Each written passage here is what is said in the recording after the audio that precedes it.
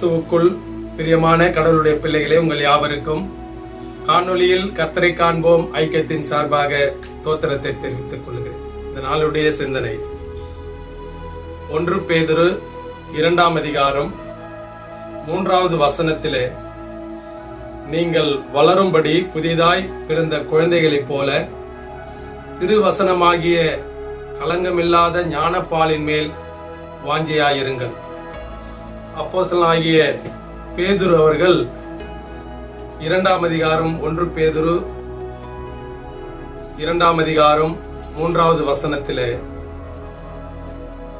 வேதத்தை நாம் படித்து வாங்கியுள்ள மக்களாய் மாற வேண்டும் என்று ஒரு குழந்தையை மையப்படுத்தி இந்த வசனத்தை பதிவு செய்கிறார்.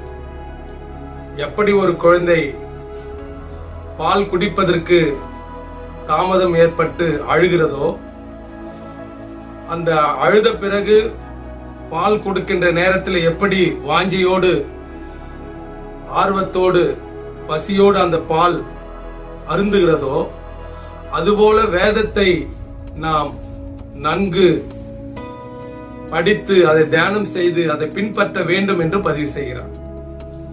ஒரு குழந்தை பால் குடிக்கவில்லை என்றால் வளர்ச்சி குன்றி போய்விடும், வளர்ச்சி இல்லாமல் இருக்கும். அதுபோல வேதத்தை நாம் படிக்கவில்லை என்றால் வாழ்க்கையிலே ஆவிக்குரிய பாதையிலே வளர்ச்சியை பெற முடியாது, ஆண்டவருடைய போதனையிலே வளர முடியாது, அவருடைய வசனங்களை உள்வாங்க முடியாது, வாழ்க்கை எப்படி நடத்த வேண்டும் என்று தெரியாது.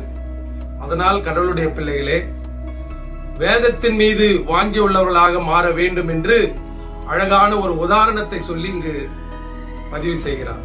அதனால நீங்களும் நானும் கடவுளுடைய பிள்ளைகளாகிய நாம் ஆண்டவருடைய வருகைக்கு ஆயத்தப்பட வேண்டும் என்றால், இந்த பொல்லாத உலகத்திலே வாழ்கிற நமக்கு இடையூறுகள் இக்கட்டுகள் இதிலிருந்து நாம் காப்பாற்றப்பட வேண்டும் என்றால், வேதத்தை படித்து படித்து ஆண்டவருடைய சத்தியத்தை அறிந்து நாம் விசுவாசத்தோடு நடக்கின்ற போது நம்முடைய வாழ்க்கையிலே நமக்கு பாதுகாப்பு உண்டு, விடுதலை உண்டு, சமாதானம் உண்டு, சந்தோஷம் உண்டு.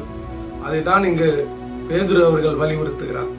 இப்படிப்பட்ட வார்த்தையிலே வேத வசனத்தின் மீது வாங்கியுள்ள மக்களாய் மாறுவோம்.